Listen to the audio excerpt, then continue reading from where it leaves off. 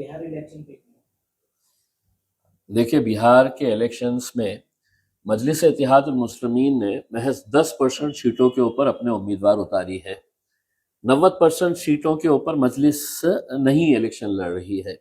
लेकिन ये 10% सीटों को हराने के लिए, चाहे फिर वो कांग्रेस पार्टी हो, आरजेडी हो या समाजवादी पार्टी हो, इन लोगों ने जो ताकतें लगाई है सिर्फ 10% सीटों के लिए, उसमें मकसद क्या है कि असदुद्दीन अवैसी ने वहां से जीतना नहीं चाहिए।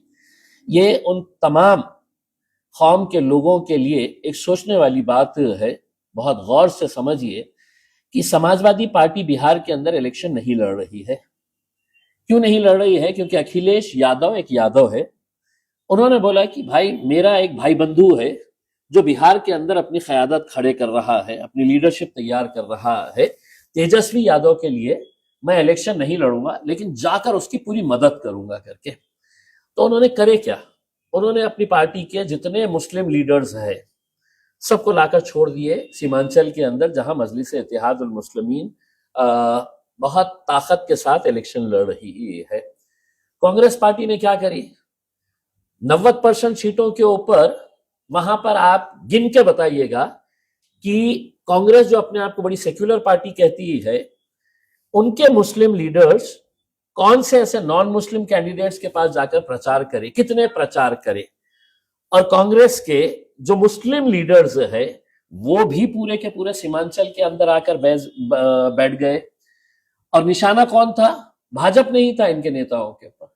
इनका निशाना था कि ओवैसी, ओवैसी क्यों आ रहा है, हैदराबाद से चलकर ओवैसी क्यों आ रहा है करके। तो आप ये बात समझिए कि आज अपनी क़यादत अगर मजबूत हो रही है, जीतने की कगार के ऊपर है, तो कैसे तमाम सियासी पार्टियां, लानत है ऐसे मुसलमान लीडरों के ऊपर जो मुझे जवाब दे कि 90% जो सीट्स जहां पर मजलिस नहीं लड़ रही है वहां पर आपने कितने जलसे किए हैं और मजलिस के उम्मीदवारों के खिलाफ आपने कितने जलसे लिए हैं। आप तो सेक्युलर है।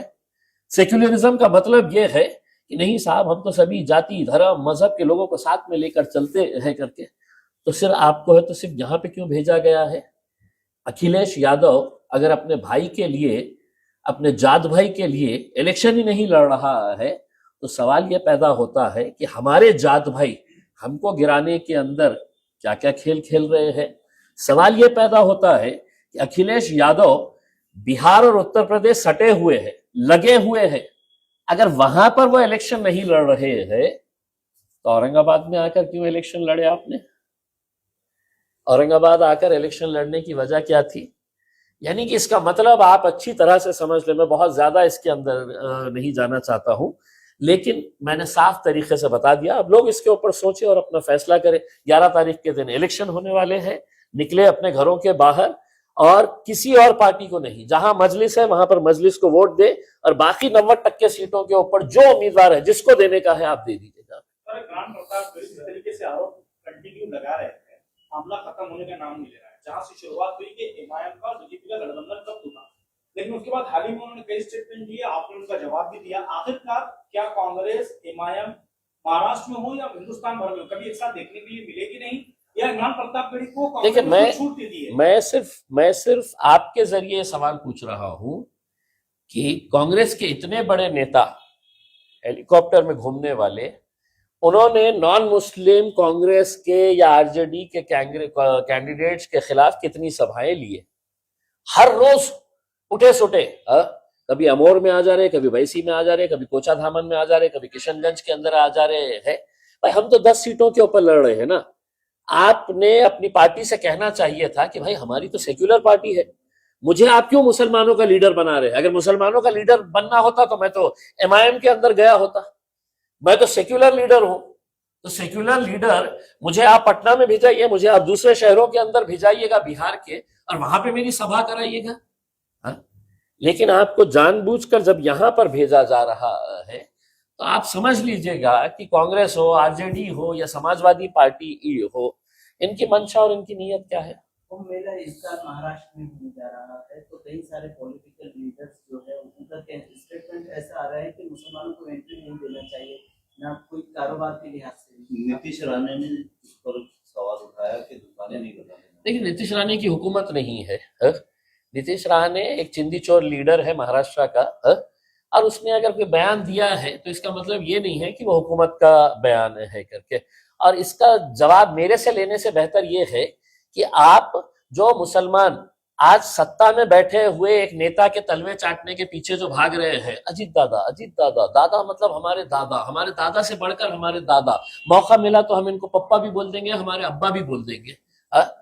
तो उनसे जाकर ले, जो कहते हैं कि नहीं साहब मुसलमान मुसलमान मुसलमान लीडर है, उनके पास भी जा रहे हैं ना। तो आप ये सवाल मुझसे क्यों कर रहे हैं? हुकूमत में मैं बैठा हुआ हूं क्या? मैं अगर हुकूमत में बैठा होता तो मैं कैसा जवाब दिया होता तो आपको समझ में आया होता।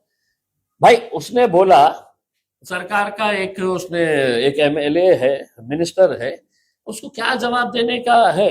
वो आप है तो अपने दूसरे जो अलायंस पार्टनर्स के अजीत दादा है, और मेरे से बेहतर यहाँ पे उनके जो मुसलमान लीडर आप घूम ले रहे हैं, उनसे जाके पूछिएगा सवाल आप कि साहब आपको तो वहां पे दुकान लगाने भी नहीं दे रहे हैं करके, और आप लगे हुए सुबह दोपहर शाम साजिद पवार जिंदाबाद जिंदाबाद जिंदाबाद।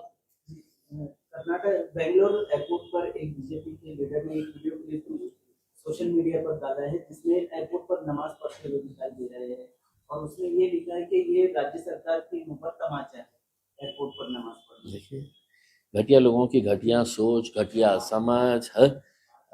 नमाज 2 मिनट के लिए होती है, उसके अंदर नमाज पढ़ रहे हैं, उसमें कोई नहीं है इलेक्शन के वक्त में। देखिए, ये जैसे राणे टाइप के जो लोग हैं ना, वो कर्नाटक में भी है, वो दिल्ली में भी है। इनकी मानसिकता, ये सब इनके दिमाग का अगर आपने स्कैन करे, अगर इनका सीटी स्कैन अगर निकाले दिमाग का, तो मैं दावे के साथ कह सकता हूं कि उसमें भेजा नहीं मिलेगा, गोबर मिलेगा। आप चेक करवा लीजिएगा। मैं नीतीश राणे को चैलेंज कर रहा हूं, तो एक मर्तबा सीटी स्कैन निकाल, और निकाल के है तो तू वो रिपोर्ट है तो सोशल मीडिया के ऊपर डाल।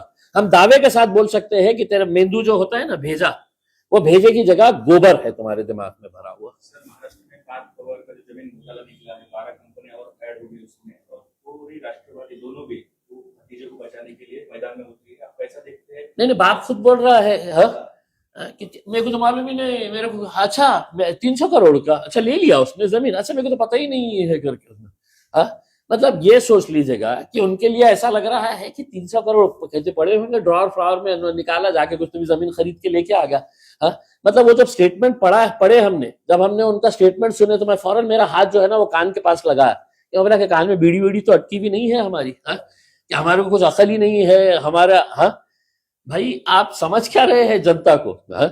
आप देखिएगा सरकार में बैठे हुए लोग, ये यहाँ के एक मंत्री है संजय सिरसाट साहब, उनके घर में उनके बेडरूम के पास इतना बड़ा बैग मिला, उसमें मेरे को नोटा दिख रहे, पत्रकारों को नोटा दिख रहे, और मैं बोला नहीं कपड़े हैं करके, तो मैं बोला या अल्लाह, ये ऐसे कपड़े हमको कब मिलने वाले हैं करके, ये कपड़े हम भी पहनना चाहेंगे करके उसने। तो अब उन्होंने ऐसा समझ लिया है। दादा बोले मेरे को पता ही नहीं, मला माहितच नाही, काही काय झालं, कधी झालं मला माहितच नाही, 3 महिन्यापूर्वी मला असं। तर असे प्रकार, ये जो ऐसे जो मामला थे ना, उसमें सिर्फ एक निकला है। इनके मंत्रियों को अगर एक एक को अगर खंगालेंगे, तो हर एक के ऐसे प्रकरण निकलेंगे उसमें, हर एक के प्रकरण निकलेंगे। अब तो मैं ये कहूंगा कि महाराष्ट्र के जितने अधिकारी हैं, तहसीलदार हो, तलाठी हो, जितने भी जो जमीनों के मामलात के अंदर, इन्होंने स्ट्राइक कर देना कि बोलना पैसा इनने खा रहा, और सस्पेंड हमको किया जा रहा है करके। भाई कोई अपने मर्जी से करेगा? तो अधिकारियों को भी ये समझना चाहिए कि बेटा जब बात आएगी ना, तो तुम्हारी नौकरी जाएगी। नेता तो हाथ ऊपर कर डालेगा, बाप बोलेगा मेरे को मालूम ही नहीं है क्या है करके, और बेटा इतना भोला कि उसे मालूम ही नहीं था कि वो सरकारी जमीन है करके। 500 रुपये में इन्होंने लिए। ये हमारे भोमरे साहब ने कितने में लिए थे वो? हिबानामा करके, वो भी 500-200 रुपए की बॉन्ड पेपर था ना उसके अंदर। 500 रुपए की बॉन्ड पेपर था ना, तो उस पर ले लिए। सर, भोमरे साहब को सांसद रत्न जाहिर हुआ है, कैसा देखते हैं आप कि इतने कम समय में? नहीं, मेरी नाराजगी है इस बात को लेकर कि जो शख्स दुनिया में इतना मशहूर है, इंटरनेशनल लेवल के ऊपर, वो अगर कोई अवार्ड का हकदार है, तो मेरे हिसाब से कोई इंटरनेशनल जो अवार्ड रहेगा, जो दुनिया के अंदर, जैसा मैक्सेसे अवार्ड होता है, नोबल पीस प्राइज होता है, इनका पीस से कोई लेना देना नहीं है, नोबल पी प्राइज हो सकता है उसके। तो तो इनको ये संसद रत्न क्या है? इन्होंने जिस दिन चुन के आ गए थे तो मेरी नजर में तो उसी दिन रत्न हो गए थे वो। हाँ? और उनके साथ साथ उनको जिन जिन लोगों ने वोट किए हुए हैं उनको भी अवार्ड मिलना चाहिए उसके अंदर। मेरी मेरी ये मांग है सरकार से। सर बिहार इलेक्शन में आप 10 जगह चुनाव लड़ रहे हैं, अगर अच्छा स्ट्राइक रेट आता है तो आप राज्यसभा पर जा सकते हैं, ऐसी उम्मीद हो रही है? नहीं, देखिए ये लोग अपने तौर के ऊपर उनकी दीवानगी उनकी मोहब्बत है, उसमें ऐसा कोई ये नहीं है कि राज्यसभा की कोई सीट मिलेगी। और हमारे लिए अब ये मायने नहीं रखता है साहब कि आप लोकसभा में जाइए, राज्यसभा में जाइए, मंत्री बन जाइएगा करके, ये कोई मायने नहीं रखता है। हमने जाके मेहनत किए है, कोशिश किए है, और अब ये उम्मीद कर रहे हैं कि बिहार की और खासतौर से सीमांचल की आवाम जो है वो मजलिस के साथ पूरी ताकत के साथ खड़े रहेगी। मनोज जहान ने पार्टी की हत्या की साजिश रची गई थी, ऐसा ये मैंने कुछ पढ़ा है इसके बारे में, लेकिन चूंकि मुझे बहुत ज्यादा जानकारी नहीं है, मैं बिहार में था, तो इसके बारे में पूरा पढ़ने के बाद मैं कमेंट कर सकता एक सवाल ऐसा भी है कि मनोज जरांगे को छेड़छाड़ सिक्योरिटी की जाए, ऐसी ये होगी मांग होगी, आप कैसे देखते हैं?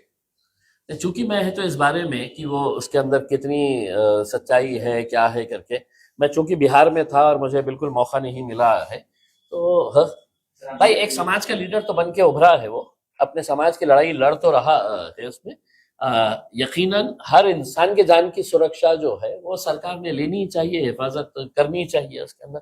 अगर जरांगे पाटिल साहब को ऐसा लगता है कि भाई इनको सुरक्षा मिलनी चाहिए तो मिलनी चाहिए। हमारे शहर में तो ब्लैक करने वालों को भी है तो सुरक्षा दे देती है पुलिस, 2 नंबर के धंधे करने वालों को भी सुरक्षा दे देती है पुलिस उसमें। तो इतना बड़ा आदमी जो अपने समाज के लिए लड़ रहा है, उसको सुरक्षा अगर मिलनी चाहिए तो मिलनी चाहिए। जरांगे पाटिल से आपने कुछ बातचीत की जैसा? नहीं, मैं बिहार के अंदर था, मैं बिल्कुल बात करेंगे। सर आज से महाराष्ट्र में लोकल बॉडी के लिए नॉमिनेशन शुरू हो चुका है, ये मैम का क्या स्टैंड है सर? आज से शुरू देखिए, मैंने है तो महाराष्ट्र के अंदर एक टीम तैयार किया है, और वही टीम पूरा इख्तियार उनके पास दिया गया है कि आपको एक लीडरशिप अगर डेवलप करना है तो उनके ऊपर एक जिम्मेदारियां भी देना पड़ेगा, और जिम्मेदारियां पूरी ताकत के साथ देना पड़ेगा, सिर्फ कागज के ऊपर नहीं है उसमें।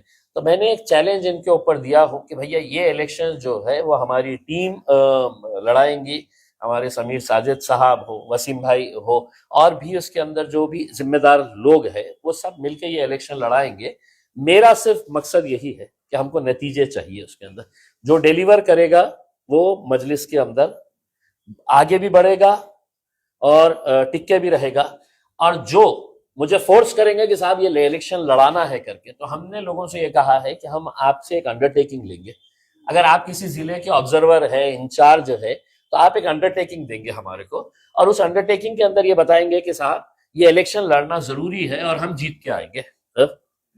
तो वो अंडरटेकिंग अगर मिल जाएगा तो इलेक्शन लड़ा लेंगे हम उनके बोलने के ऊपर।